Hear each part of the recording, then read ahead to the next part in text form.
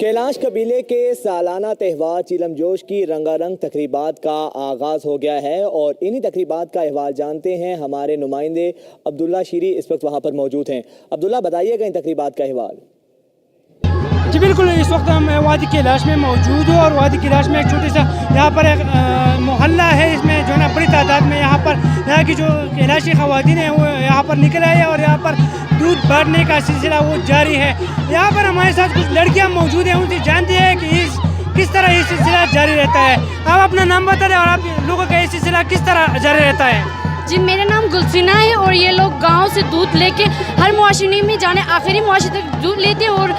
گھر میں لے جاتے ہیں اور صبح تک پیتے ہیں گھر میں رکھ کے۔ جی تو یہاں پر ہمارے ساتھ کچھ اور لڑکیاں بھی موجود ہیں، ان سے جانتے ہیں۔ آپ بتا دیں کہ آپ لوگوں کو یہ تہوار چیلم جوش جو ہے شروع ہوتا ہے تو یہ آپ کو کس طرح لگتا ہے اور آپ کیا کہیں گے اس حوالے سے؟